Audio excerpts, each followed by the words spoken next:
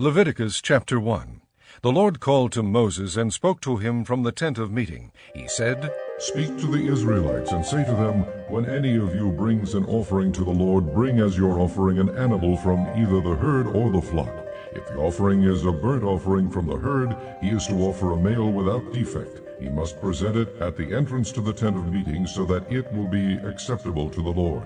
He is to lay his hand on the head of the burnt offering, and it will be accepted on his behalf to make atonement for him. He is to slaughter the young bull before the Lord, and then Aaron's sons, the priests, shall bring the blood and sprinkle it against the altar on all sides at the entrance to the tent of meeting. He is to skin the burnt offering and cut it into pieces. The sons of Aaron, the priest, are to put fire on the altar and arrange wood on the fire. Then Aaron's sons, the priests, shall arrange the pieces, including the head and the fat, on the burning wood that is on the altar. He is to wash the inner parts and the legs with water, and the priest is to burn all of it on the altar. It is a burnt offering, an offering made by fire, an aroma pleasing to the Lord. If the offering is a burnt offering from the flock, from either the sheep or the goats, he is to offer a male without defect. He is to slaughter it at the north side of the altar before the Lord. And Aaron's sons, the priests, shall sprinkle its blood against the altar on all sides. He is to cut it into pieces, and the priest shall arrange them, including the head and the fat, on the burning wood that is on the altar. He is to wash the inner parts and the legs with water, and the priest is to bring all of it and burn it on the altar. It is a burnt offering, an offering made by fire, an aroma pleasing to the Lord. If the offering to the Lord is a burnt offering of birds, he is to offer a dove or a young pigeon. The priest shall bring it to the altar, wring off the head, and burn it on the altar. Its blood shall be drained out on the side of the altar. He is to remove the crop with its contents, and throw it to the east side of the altar where the ashes are. He shall tear it open by the wings, not severing it completely, and then the priest shall burn it on the wood that is on the fire on the altar. It is a burnt offering, an offering made by fire, and aroma pleasing to the Lord. Chapter 2. When someone brings a grain offering to the Lord, his offering is to be of fine flour. He is to pour oil on it, put incense on it, and take it to Aaron's sons the priests. The priest shall take a handful of the fine flour and oil, together with all the incense, and burn this as a memorial portion on the altar, an offering made by fire, an aroma pleasing to the Lord. The rest of the grain offering belongs to Aaron and his sons. It is a most holy part of the offerings made to the Lord by fire. If you bring a grain offering baked in an oven, it is to consist of fine flour, cakes made without yeast and mixed with oil, or wafers made without yeast and spread with oil. If your grain offering is prepared on a griddle, it is to be made of fine flour mixed with oil and without yeast. Crumble it and pour oil on it. It is a grain offering. If your grain offering is cooked in a pan, it is to be made of fine flour and oil. Bring the grain offering made of these things to the Lord. Present it to the priest, who shall take it to the altar. He shall take out the memorial portion from the grain offering and burn it on the altar as an offering made by fire, an aroma pleasing to the Lord. The rest of the grain offering belongs to Aaron and his sons. It is a most holy part of the offerings made to the Lord by fire. Every grain offering you bring to the Lord must be made without yeast, for you are not to burn any yeast or honey in an offering made to the Lord by fire. You may bring them to the Lord as an offering of the first fruits, but they are not to be offered on the altar as a pleasing aroma. Season all your grain offerings with salt. Do not leave the salt of the covenant of your God out of your grain offerings. Add salt to all your offerings. If you bring a grain offering of first fruits to the Lord, offer crushed heads of new grain roasted in the fire. Put oil and incense on it. It is a grain offering. The priest shall burn the memorial portion of the crushed grain and the oil, together with all the incense, as an offering made to the Lord by fire. On the head of his offering, and slaughter it at the entrance to the tent of meeting. Then Aaron's sons, the priest, shall sprinkle the blood against the altar on all sides. From the fellowship offering he is to bring a sacrifice made to the Lord by fire. All the fat that covers the inner parts or is connected to them, both kidneys with the fat on them near the loins, and the covering of the liver, which he will remove with the kidneys. Then Aaron's sons are to burn it on the altar on top of the burnt offering that is on the burning wood, as an offering made by fire, an aroma pleasing to the Lord. If he offers an animal from the flock as a fellowship offering to the Lord, he is to offer a male or female without defect. If he offers a lamb, he is to present it before the Lord. He is to lay his hand on the head of his offering and slaughter it in front of the tent of meeting. Then Aaron's son shall sprinkle its blood against the altar on all sides. From the fellowship offering he is to bring a sacrifice made to the Lord by fire, its fat, the entire fat tail cut off close to the backbone, all the fat that covers the inner parts or is connected to them, both kidneys with the fat on them near the loins, and the covering of the liver which he will remove with the kidneys. The priest shall burn them on the altar as food, an offering made to the Lord by fire. If his offering is a goat, he is to present it before the Lord. He is to lay his hand on its head and slaughter it in front of the tent of meeting. Then Aaron's son shall sprinkle its blood against the altar on all sides. From what he offers he is to make this offering to the Lord by fire.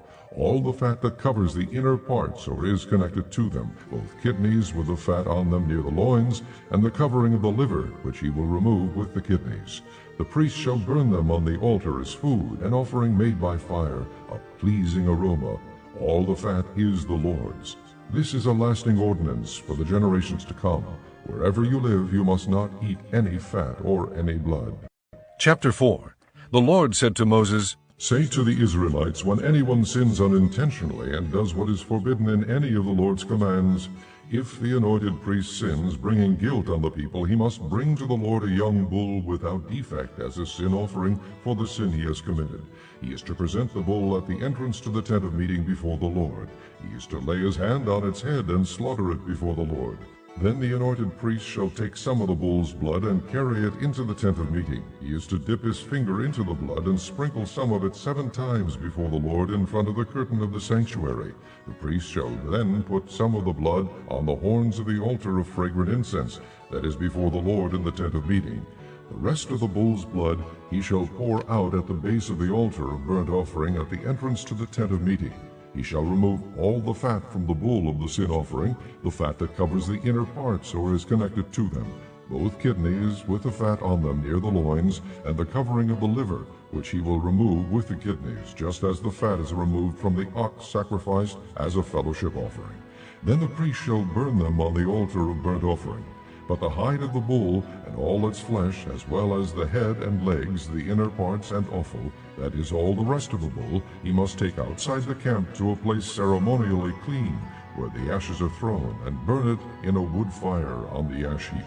If the whole Israelite community sins unintentionally and does what is forbidden in any of the Lord's commands, even though the community is unaware of the matter, they are guilty. When they become aware of the sin they committed, the assembly must bring a young bull as a sin offering and present it before the tent of meeting. The elders of the community are to lay their hands on the bull's head before the Lord, and the bull shall be slaughtered before the Lord. Then the anointed priest is to take some of the bull's blood into the tent of meeting. He shall dip his finger into the blood and sprinkle it before the Lord 7 times in front of the curtain. He is to put some of the blood on the horns of the altar that is before the Lord in the tent of meeting.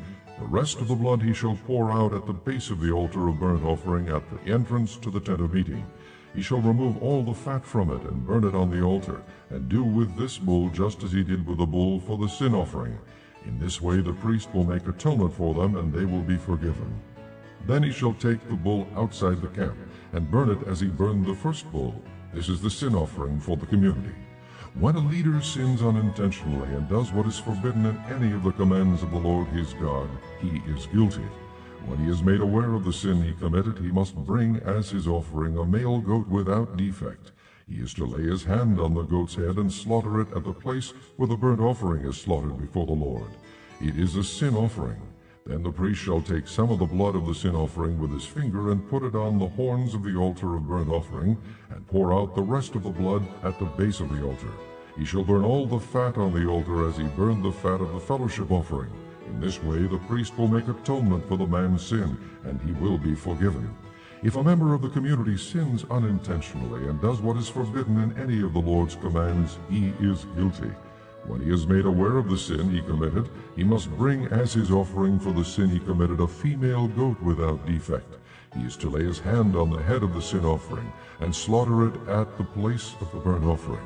Then the priest is to take some of the blood with his finger and put it on the horns of the altar of burnt offering, and pour out the rest of the blood at the base of the altar. He shall remove all the fat, just as the fat is removed from the fellowship offering, and the priest shall burn it on the altar as an aroma pleasing to the Lord. In this way the priest will make atonement for him, and he will be forgiven. If he brings a lamb as his sin offering, he is to bring a female without defect.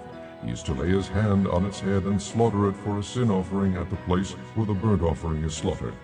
Then the priest shall take some of the blood of the sin offering with his finger, and put it on the horns of the altar of burnt offering, and pour out the rest of the blood at the base of the altar. He shall remove all the fat, just as the fat is removed from the lamb of the fellowship offering, and the priest shall burn it on the altar on top of the offerings made to the Lord by fire. In this way the priest will make atonement for him for the sin he has committed, and he will be forgiven. Chapter 5. If a person sins because he does not speak up when he hears a public charge to testify regarding something he has seen or learned about, he will be held responsible.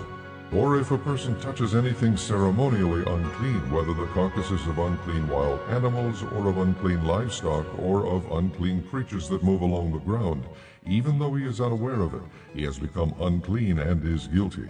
Or if he touches human uncleanness, anything that would make him unclean, even though he is unaware of it, when he learns of it, he will be guilty. Or if a person thoughtlessly takes an oath to do anything, whether good or evil, in any matter one might carelessly swear about, even though he is unaware of it, in any case when he learns of it, he will be guilty. When anyone is guilty of any of these ways, he must confess in what way he has sinned, and as a penalty for the sin he has committed, he must bring to the Lord a female lamb or goat from the flock as a sin offering, and the priest shall make atonement for him for his sin. If he cannot afford a lamb, he is to bring 2 doves or 2 young pigeons to the Lord as a penalty for his sin, one for a sin offering and the other for a burnt offering. He is to bring them to the priest, who shall first offer the one for the sin offering. He is to wring its head from its neck, not severing it completely, and is to sprinkle some of the blood of the sin offering against the side of the altar. The rest of the blood must be drained out at the base of the altar. It is a sin offering. The priest shall then offer the other as a burnt offering in the prescribed way, and make atonement for him for the sin he has committed, and he will be forgiven. If, however, he cannot afford 2 doves or 2 young pigeons, he is to bring as an offering for his sin 1/10 of an ephah of fine flour for a sin offering. He must not put oil or incense on it, because it is a sin offering. He is to bring it to the priest, who shall take a handful of it as a memorial portion, and burn it on the altar on top of the offerings made to the Lord by fire. It is a sin offering. In this way the priest will make atonement for him for any of these sins he has committed, and he will be forgiven. The rest of the offering will belong to the priest, as in the case of the grain offering. The Lord said to Moses, When a person commits a violation and sins unintentionally in regard to any of the Lord's holy things, he is to bring to the Lord as a penalty a ram from the flock, one without defect, and of the proper value in silver according to the sanctuary shekel.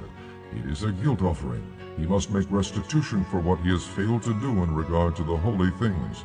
Add 1/5 of the value to that, and give it all to the priest, who will make atonement for him with the ram as a guilt offering, and he will be forgiven. If a person sins and does what is forbidden in any of the Lord's commands, even though he does not know it, he is guilty and will be held responsible. He is to bring to the priest as a guilt offering a ram from the flock, one without defect and of the proper value. In this way the priest will make atonement for him for the wrong he has committed unintentionally, and he will be forgiven. It is a guilt offering. He has been guilty of wrongdoing against the Lord. Chapter 6. The Lord said to Moses, If anyone sins and is unfaithful to the Lord by deceiving his neighbor about something entrusted to him, or left in his care, or stolen, or if he cheats him, or if he finds lost property and lies about it, or if he swears falsely, or if he commits any such sin that people may do, when he thus sins and becomes guilty, he must return what he has stolen or taken by extortion, or what was entrusted to him, or the lost property he found, or whatever it was he swore falsely about. He must make restitution in full, add 1/5 of the value to it, and give it all to the owner on the day he presents his guilt offering. And as a penalty he must bring to the priest, that is, to the Lord, his guilt offering, a ram from the flock, one without defect and of the proper value. In this way the priest will make atonement for him before the Lord, and he will be forgiven for any of these things he did that made him guilty. The Lord said to Moses, Give Aaron and his sons this command. These are the regulations for the burnt offering. The burnt offering is to remain on the altar hearth throughout the night till morning, and the fire must be kept burning on the altar. The priest shall then put on his linen clothes with linen undergarments next to his body, and shall remove the ashes of the burnt offering that the fire has consumed on the altar, and place them beside the altar. Then he is to take off these clothes and put on others, and carry the ashes outside the camp to a place that is ceremonially clean. The fire on the altar must be kept burning, it must not go out. Every morning the priest is to add firewood and arrange the burnt offering on the fire, and burn the fat of the fellowship offerings on it. The fire must be kept burning on the altar continuously, it must not go out. These are the regulations for the grain offering. Aaron's sons are to bring it before the Lord in front of the altar.